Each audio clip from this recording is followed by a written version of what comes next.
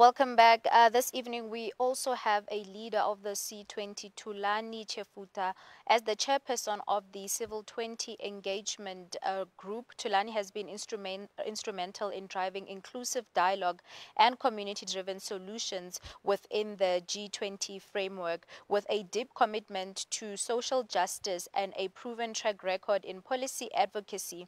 He has been a driving force in shaping the C20 agenda. Now, today he's going to be sharing his insights on the importance of long-term strategic alignment in our collective pursuit of sustainable, equitable development. Thank you so much for joining us and welcome to Prime Life, Mr. Thulani. Good evening, and thank you so much for the opportunity of this conversation, and good evening to the viewers as well. Thank you so much. Now, what does it mean for South Africa to chair the C20 at this critical juncture of the G20 process?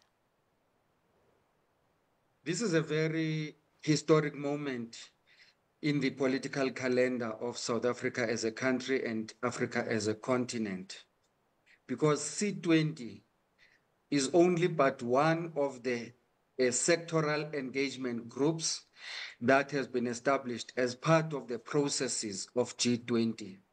So you would have an engagement group that is focused on business, which will be called B20, and so on. And so ours is engaging civil society organizations. And we are glad that we have been able to register north of 2,000 civil society organizations that have declared interest of participating in this process, drawn from national apex organization into middle-sized organizations, and most importantly, direct representation and participation of organizations at a community level and at grassroots level. And so this historic moment for South Africa is because in G20, there are 20 countries and other economic blocs like the African Union and the EU. So it means that as we are hosting G20 this year, it can only take 19 more years before South Africa can host another G20 because it is rotational across all the countries that are member countries of G20. And so since South Africa is the only full-time member of G20 as a country, over and above the African Union, it means that South Africa has an added responsibility of making sure that it does not only champion the plight of the South African society, but it carries in its shoulders what we can call a pan-African perspective of articulating the issues that set the agenda of what the G20 countries must do. And so we are elated that this process is not an exclusive, elitist process that is behind closed doors in posh boardrooms by governments, but it is a people-driven, people-centered process that takes into consideration the views of the people in the policy considerations that will be made by governments. That's how significant it is for us. Mm. And now, what are the key priorities and policy areas that C20 is focusing on this year?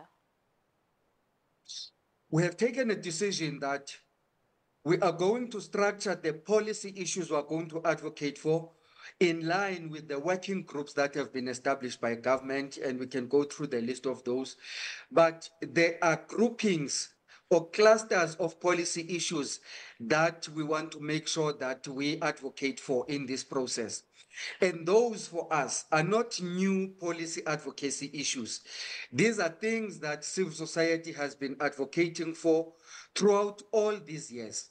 And when we prioritize and raise these issues, we are driven by one of the principles of continuity and sustainability, acknowledging that there are policy advocacy issues that came up from Brazil as the previous host of C20 and G20 coming into South Africa, which issues we'd also want to see being taken forward beyond our hosting period. And one of those focuses on human development issues that gives specific attention on education, health, and employment. That is one basket of issues. We also have a dedicated focus of policy advocacy issues on investments, inclusive growth, trade, debt and aid, including the global financial architecture. Over and above that, the third cluster of our focus is on poverty, inequality, and sustainable development. And next, we have a focus that is on just transitions. And just transitions are not only limited to energy transition. We acknowledge that, yes, there is a transition on energy that needs to be just, but the fact that we have digital advancements that are moving us from primitive times into digital era, it is a transition that will also need to be just, including other transitions that our society may be experiencing. And we also have a dedicated focus on transformational imperatives, which will look into race, gender, geography, diversity, and inclusion. And lastly, we want to advocate for policy issues that will focus on global governance, multilateralism, and people-to-people's interactions. And we believe that a package of all those clusters may account for the work that we are going to do in the different working groups that we have as C20, which some of them already started meeting today in the conference that we're hosting or the policy dialogue that we're hosting. Thank you so much for sharing that with us. Now, how does the C20 working groups contribute to shaping the policy agenda, and which working groups are you most engaged with? So there are about 14 working groups that government has established, and we've mirrored those working groups. And there's a working group on women and gender equality. There's a working group on people-to-people's interaction and solidarity. There's a working group on poverty alleviation and food sustainability. There are a whole host of them which we can list. But our process of informing the policy proposals is such that now we can confirm that we have fully established all our working groups, all 14 of them. We have a 3-tier system of facilitators or chairpersonship for these working groups.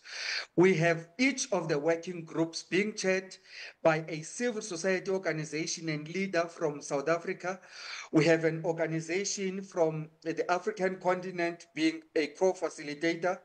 We also have an organization from the world with a bias to the global south, constituting the 3-tier leadership system in order to make sure that when we do our work in the working groups, we are not narrowly focused on that which South Africa must do, but extend it to the African continent and the world. That is what we're opening ourselves into. But the work that will be done by these working groups is such that we are hosting a policy dialogue which started yesterday, continuing today and ending tomorrow.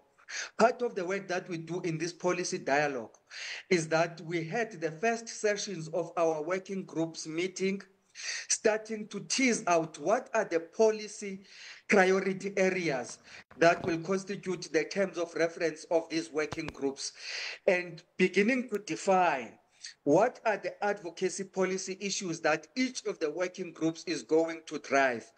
Once the work of the working groups is consolidated into policy briefs, we are going to consolidate all those policy briefs from all the 14 working groups, including other cross-cutting issues. And we're going to consolidate them into that which is called in the G20 processes a policy pack. So that policy pack and the policy briefs, let me make an example and say that we have an employment working group.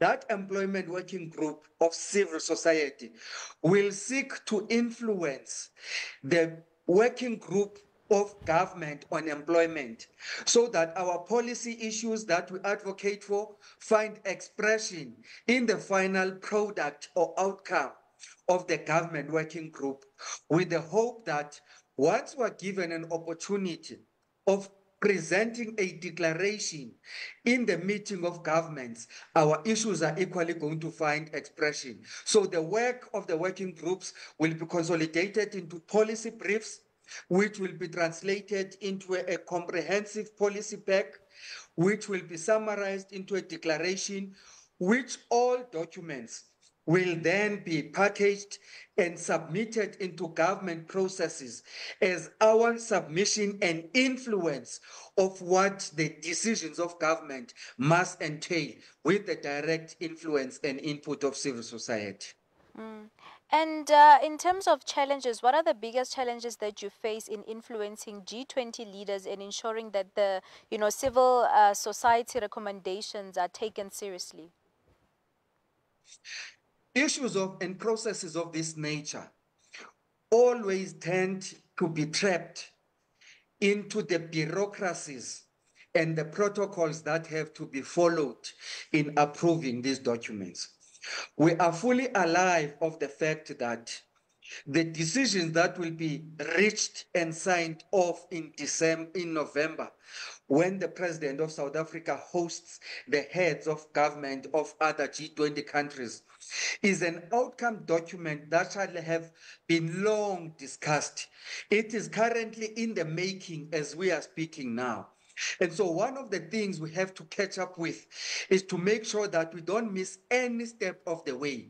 So as we are meeting here as civil society today in Sandton until tomorrow, we are alive to the fact that from Wednesday until Friday, government Sherpas will also be meeting in Sun City in the Northwest Province. And so we want to be ahead of the curve, wherein everything that government has to do, we do in advance, and make sure that we make our submissions and proposals in advance and be there in the flow of the engagement processes and structures to influence the engagements of governments and make sure that the views of the people through the constituencies that and sectors of society that we lead find expression in those decisions. And so ours will be to argue that let's be provided with meaningful platforms and processes of engagement that do not only stick to the policy briefs with which governments enter the room with, but they must be open to be influenced by the views that will be coming from the many other engagement groups that they will be engaging with as government. More so, being open to evidence-based policy advocacy issues that the different groupings will be advocating for, so that at the end, we do not only emerge with that which will be an outcome that will be implemented by governments, but as different sectors of society, in business, in civil society, in governments, we account for different but complementary actions that we need to take up as a collective. And just before I let you go, how can the public and media support the work of the C20 and amplify its impact? That is a very, very important aspect of the work that we need to do, particularly as civil society in this process. We know that governments are governments. The defining feature of civil society engagements in C20 leading to G20 is going to be such that we want our processes to be people-centered and people-driven. We want to undertake mass-based community-level engagements to an extent that a person who may not be in the official platforms of G20 may have the confidence and the trust that because we shall have participated in the civil society engagement processes, our views will be represented in those platforms. The people must have the confidence that I may not be inside the room, but my views and ideas are championed and represented by the leadership of civil society. Post these midterm processes that are finishing end of June, from July, our calendar of activities as civil society is going to undertake outreach into sectoral engagements, outreach into provincial consultations up to community level. We're going to use digital platforms to which we invite media to collaborate with us. Our plan of activities that we're going to host and undertake is already on our website. So if anyone is to Google C20 South Africa, you're going to be exposed into all our communications platform, starting from our website, getting into our Twitter account, our Instagram account, and Facebook page.